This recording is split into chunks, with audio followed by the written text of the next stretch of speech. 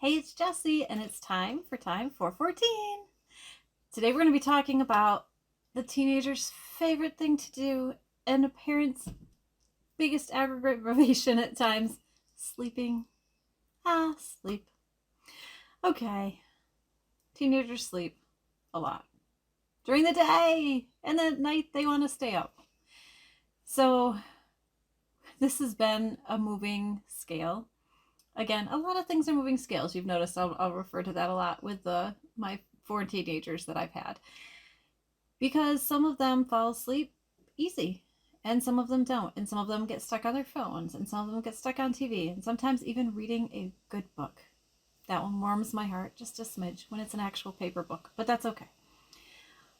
So when I was a teenager, some days I slept and some days I didn't sleep so much. I've always been one that not a big sleeper.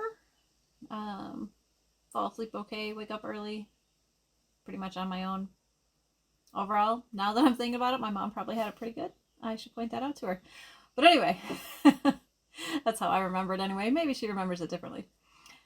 Anyway, this is one of those where it kind of comes down to not what you want as a parent, which I'm sorry, but what is healthy or unhealthy, and setting those boundaries. Sometimes your teenager is going to be up until 2 in the morning playing a video game or watching a movie. You want to know what? Sometimes in my 40s, I've been up till 2 a.m. because I couldn't put a book down. That is life. Okay? Now, for me, in my 40s, I have to get up the next morning regardless. And your teenager might have to also, if they have school or if they have work or, whatever. But sometimes they don't have to. And if they can sleep in the next day and it's not hurting anything, I have let my teenagers sleep in. They're growing. They need their sleep.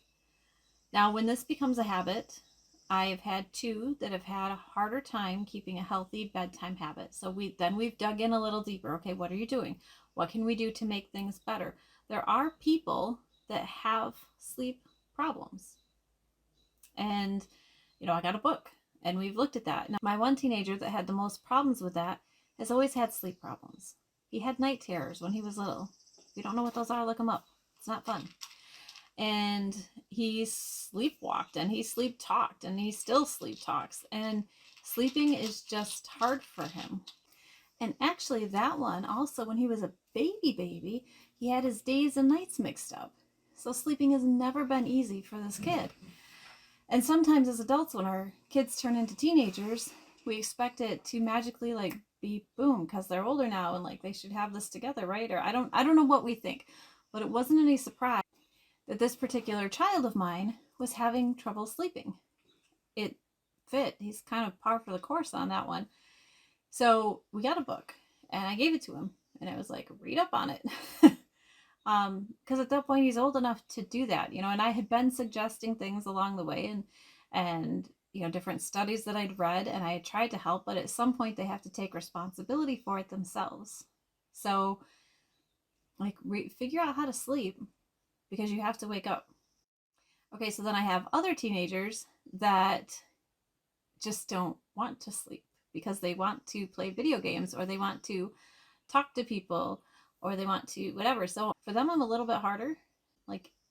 When they were younger, we talked about phones being turned in downstairs, and that was a rule for quite a while, depending on their age, but phones had to be plugged in and charged downstairs at night. They couldn't go up to their rooms. But then as they get older, they need to learn how to be responsible for this themselves. We had the Eero, EERO, for the Wi-Fi, where I could set times that the internet would turn off. So, for cell phones, they still have data and stuff, but that would help with video game playing and things. So it's a moving scale because I'm still mom. They have to learn to be responsible, but I'm still responsible for them too. So I'm like, that's your choice. But if you're waking up at 8 a.m., I don't want to hear that you're tired. Same as I would say to any other adult that comes complaining about being tired. When did you go to sleep? Boom, there you go. Don't feel sorry for you because it's being an adult. So, we have the discussions. I give suggestions. I try to put some things in place. But especially as they're getting older, you know, they have to be responsible for their own actions. Now, in between that time, there is different rules like, curfews and lights out. It all depends on age and it depends on your teenager. But when you're making those decisions, the big question is what is harmful and what is healthy? Because 1 or 2 nights a week, staying up till 2 a.m., is not going to harm them in the long run. It's when it becomes a habit. And, you know, I've I've read some good books that had me staying up late, and then the next day I'm going on 4 hours of sleep. And what do I tell myself? I knew this would happen, right? I could have put the book down. The book wasn't going anywhere. I could have finished it the next day. The story wasn't going to change, right? But I made those choices, so then I had those consequences. And that's what our teens need to learn too. But then, because I am mom, every once in a while, yeah, at least once a week, on the weekends, they get some grace and they get to sleep in. But if it becomes unhealthy where they're staying up, then I'm going to start waking them up more. And I've had that discussion with them too. Like, if you want to change your own, if you have unconsciously or unintentionally made this a habit that your body isn't ready for bed until 2 a.m. consistently, then it's up to you to break that. And that is by staying up the next day, staying active the next day. And that next night, you will not be ready for bed any earlier. I'm sorry, there's no magic in the first day. So you fall asleep when you can, and you set your alarm, and you wake up the next morning at 6 a.m. again, and you stay busy all day and no naps. And after a few days, your body will be ready for bed a little bit sooner. It just happens. Not always the first day, sometimes not the second. And if you're somebody like my teenager that has a history of sleep issues, that might not fix it. But it sure goes a long way to fixing it. And now there are certain things. And with my teenager that had the sleep problems, we had a discussion. Do you want to go in and see someone about this? There are professionals that can offer more guidance than I can from Googling stuff or from buying this book on sleep. And they chose no. I let it be their decision. And if I see this is becoming unhealthy, I may call an audible here and we're going to change this. But for right now, I'll respect your decision. And there's sometimes that child has looked really, really tired, but not for days and days on end.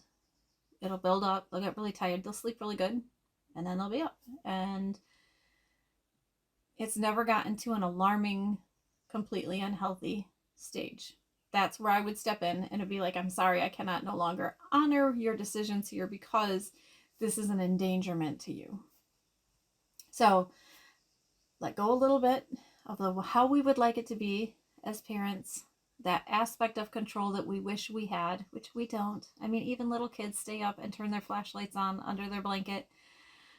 We all know this. It's in commercials. I mean, everybody knows this. So let go of that and just look at what is the healthiest here.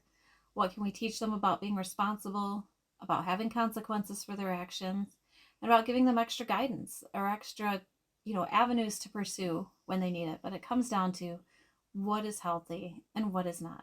That's where they really need our help sometimes. See you on the next one.